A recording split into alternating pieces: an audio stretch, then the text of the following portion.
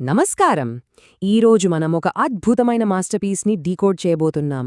అదేంటంటే చాలామంది జీవితాలను మార్చేసిన how to win friends and influence people by Dale Carnegie book summary in Telugu in detail. అవును, ఈరోజు ఈ సారాంశాన్ని మనం సమగ్రంగా విశ్లేషించుకోబోతున్నాం. అసలు దీన్ని తెలుగులోనే ఎందుకు చెప్పుకుంటున్నామో తెలుసా? వ్యక్తిగత్ వికాస్ ప్లాట్ఫామ్ వారి ఒక రీసెర్చ్ ప్రకారం ఎలాంటి సంక్లిష్టమైన విషయాలనైనా సరే మన మాతృభాషలో నేర్చుకుంటే మన బ్రెయిన్లో రిటెన్షన్ రేట్, అంటే దానిని అర్థం చేసుకుని గుర్తుంచుకునే సామర్థ్యం ఏకంగా 35% ఎక్కువగా ఉంటుందట. అద్భుతం గదా!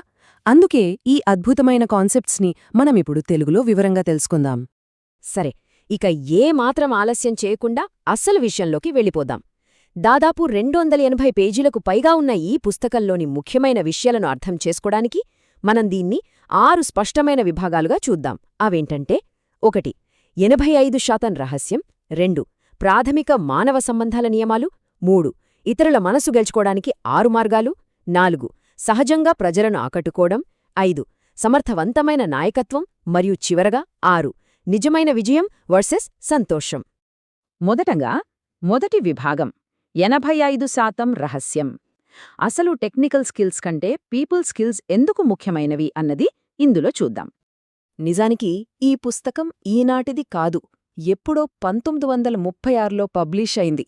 అంటే 8 దశాబ్దాలు దాటిపోయినా ఇప్పటికీ ప్రపంచవ్యాప్తంగా దీనికి ఎంతో డిమాండుంది.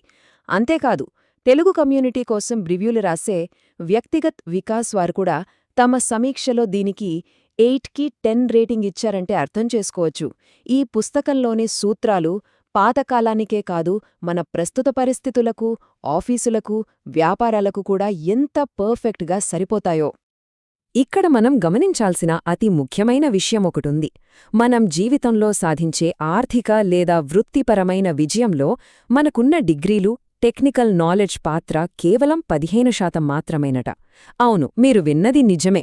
మిగతా 85% విజయం పూర్తిగా హ్యూమన్ ఇంజనీరింగ్ పైనే ఆధారపడి ఉంటుంది.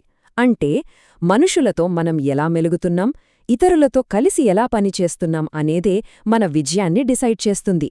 ఈ స్కిల్స్ నేర్చుకోవడం ఎంత అవసరమో చెప్పడానికి ఈ ఒక్క పాయింట్ చాలు.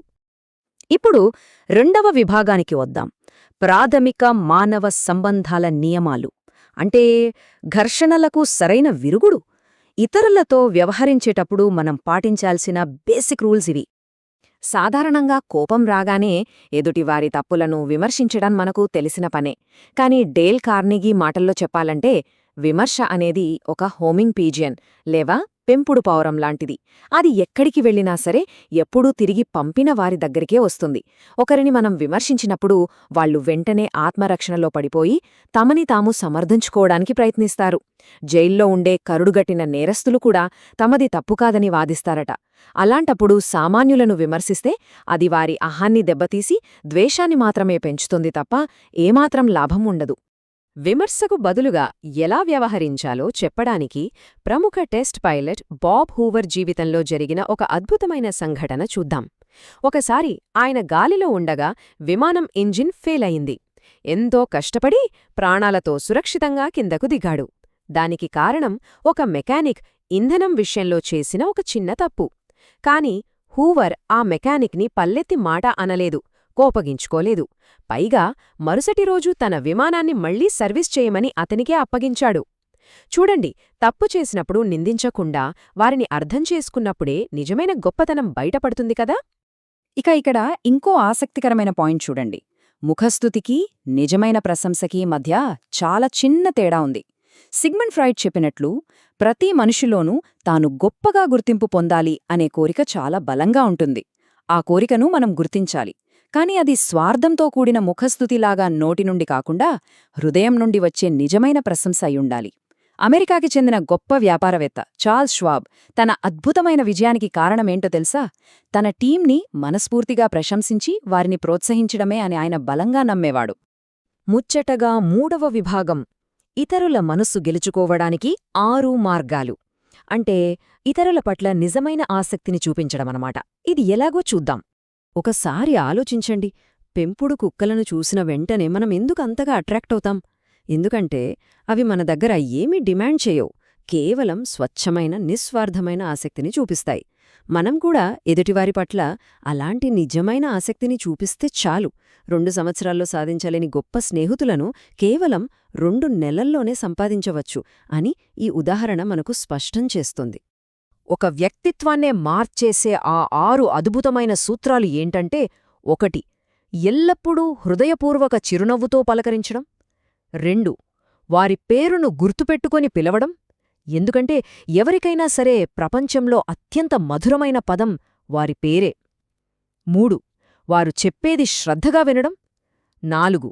మన గురించి కాకుండా వారి గురించి వారు మాట్లాడుకునేలా ప్రోత్సహించడం. 5. మనకు ఇష్టమైనవి కాదు, వారి ఆసక్తుల గురించి మాట్లాడటం. మరియు 6. ప్రతి మనిషికి తనకు తాను ఒక ముఖ్యమైన వ్యక్తి అని ఫీలవ్వడం ఇష్టం, వారికి ఆ గుర్తింపునివ్వడం. 4వ విభాగానికి వద్దాం. సహజంగా ప్రజలను ఆకట్టుకోవడం. అంటే ఎదుటివార్ని ఎదిరించకుండానే వాళ్ల మనసు ఎలా మార్చాలి అనేది ఇక్కడ తెలుసుకుందాం. ఒక ఆసక్తికరమైన ప్రశ్న ఆలోచిద్దాం. ఆఫీస్లోనో లేదా ఫ్రెండ్స్తోనో ఒక తీవ్రమైన వాదన జరుగుతోంది అనుకుందాం. అసలా వాదనలో ఎవరైనా నిజంగా ఎలా గెలవగలరు అంటారు? మీరేమనుకుంటున్నారు? దానికి సమాధానం చాలా సింపుల్. ఆ వాదనను పూర్తిగా వదిలేయడం ద్వారా. ఆశ్చర్యంగా ఉందా? అవునండి. వాదనలో లాజికల్గా గెలిచినా నిజానికి ఓడిపోయినట్లే. ఎందుకంటే వాదించడం వల్ల అవతలి వ్యక్తి అహం దెబ్బతింటుంది. వారు మరింత మొండిగా మారి శత్రుత్వాన్ని పెంచుకుంటారు. కాబట్టి వాదనలో నెగ్గడం వల్ల వచ్చేది కేవలం శూన్యమైన విజయం మాత్రమే. వాదించి ఒప్పించే బదులు అసలు వాళ్లకు నిజంగా ఏం కావాలో గుర్తించాలి. ఉదాహరణకు మనందరికీ తెలిసిన జియో సిమ్ సృష్టించిన సంచలనం చూద్దాం. వాళ్లు తమ ప్రాడక్ట్ని జనాల మీద బలవంతంగా రుద్దలేదు. ముందుగా ఉచిత ఇంటర్నెట్, ఫ్రీ కాల్స్ అందించి ప్రజలకు అవసరమైన విలువను ముందే ఇచ్చారు. అప్పుడు సహజంగానే ప్రజల్లో జియో పట్ల అపారమైన ఆసక్తి పెరిగింది. చూశారా? ప్రజల అవసరాలు తీరిస్తే వారు ఎలాంటి వాదన లేకుండానే వాటంతట వారే సహజంగా ఆకర్షితులవుతారు. ఇప్పుడు 5వ విభాగానికి వద్దాం. సమర్థవంతమైన నాయకత్వం. ఒక టీం లీడర్గా లేదా ఒక వ్యాపారవేత్తగా ఇతరులకు ఎలాంటి కోపం లేదా మనస్తాపం లేకుండా ఎలా దారిలో పెట్టాలో ఇక్కడ నేర్చుకుందాం. ఈ నాయకత్వ సూత్రాలు ఎలా పనిచేస్తాయో చూద్దాం. ఎవరికైనా ఫీడ్బ్యాక్ ఇవ్వాల్సి వస్తే విమర్శలకు బదులు ముందుగా ఒక మంచి పనిని మెచ్చుకోవడంతో మొదలుపెట్టాలి. సోక్రటీస్ పద్ధతిని వాడి వారితో ముందుగా చిన్న చిన్న విషయాలకు అవును అనిపించాలి. అప్పుడు వారు మన ప్రధాన ఆలోచనకు కూడా సులభంగా అంగీకరిస్తారు. ఇంకో గొప్ప ట్రిక్ ఏంటంటే, బాగా చేశావు కాని ఇది తప్పు అని నెగిటివ్గా చెప్పే బదులు ఆ కానీ తీసేసి మరియు అని వాడాలి. అంటే బాగా చేశావు, మరియు ఇలా చేస్తే ఇంకా అద్భుతంగా ఉంటుంది అని చెప్పాలన్నమాట. అలాగే ఏ పరిస్థితిలోనూ ఎదుటివారి పరువు దెబ్బతినకుండా చూసుకోవడం అత్యంత ముఖ్యం. కార్నెగీ స్వయంగా ఒక హోటల్ మేనేజర్తో రెంట్ తగ్గించుకోవడానికి సరిగ్గా ఈ సూత్రాలనే వాడాడు తెలుసా? ఇక్కడ వ్యక్తిగత్ వికాస్ రివ్యూలో చెప్పిన ఒక పాయింట్ ఖచ్చితంగా గుర్తుపెట్టుకోవాలి. అదే ఎథికల్ ఫిల్టర్ లేదా నైతిక వడపోత. ఇవన్నీ చాలా పవర్ఫుల్ సైకలాజికల్ టెక్నిక్స్. వీటిని ఎదుటివారి ఎదుగుదల కోసం లేదా ఇద్దరికీ లాభం చేకూర్చే స్వచ్ఛమైన ఉద్దేశంతో మాత్రమే వాడాలి. కేవలం స్వార్థం కోసం ఎదుటివారిని వాడుకునే మ్యానిప్యులేషన్గా ఇవి మారకూడదు. నిజాయితీ లేకపోతే ఈ స్కిల్స్ ఎప్పటికైనా నష్టాన్నే మిగుల్చుతాయి. ఇక చివరిగా 6వ విభాగం, నిజమైన విజయం వర్సెస్ సంతోషం. ఇన్ని స్కిల్స్ నేర్చుకుని అంతిమంగా సాధించాల్సిన లక్ష్యం ఏమిటి? హిందుస్థాన్ టైమ్స్ ఆర్టికల్ ఇచ్చిన ఒక అద్భుతమైన తాత్విక ముగింపిది. విజయం, సంతోషం ఈ రెండింటి మధ్య ఉన్న తేడాను అర్థం చేసుకోవడం చాలా ముఖ్యం. విజయం అనేది బాహ్య ప్రపంచానికి సంబంధించింది. అంటే ప్రమోషన్ తెచ్చుకోవడం లేదా డబ్బు సంపాదించడం లాంటివి. ఇది ఎప్పుడూ భవిష్యత్తు వైపే చూస్తుంది. కాని సంతోషం అలా కాదు. సంతోషం అనేది మనసుకు సంబంధించింది. ఉన్నదాన్ని ఎంతవరకు ఆస్వాదిస్తున్నాం అనేది ముఖ్యం. ఒక లక్ష్యం చేరగానే మరొక దానికోసం పరుగులు తీసే సైకలాజికల్ హెడోనిక్ ట్రెడ్మిల్లో పడిపోయి ఉన్నదాన్ని ఆస్వాదించడం మర్చిపోతున్నాం అనే ఒక లోతైన వాస్తవాన్ని ఇది మనకు గుర్తుచేస్తోంది. దీనంతటిని బట్టి చూస్తే ముగించే ముందు ఒక లోతైన ప్రశ్న ఆలోచించాలి. కమ్యూనికేషన్ స్కిల్స్తో విజయాలను అందుకోవటం ఎంత ముఖ్యమో, ఆ విజయాలను నిజంగా ఆస్వాదించడానికి మనసులో కృతజ్ఞతాభావాన్ని, ప్రశాంతతను పెంపొందించుకోవడం కూడా అంతే ముఖ్యం గదా. ఆ బ్యాలెన్స్ మనం సాధిస్తున్నామా? ఈ ఆలోచనతో ఈనాటి విశ్లేషణను ముగిద్దాం.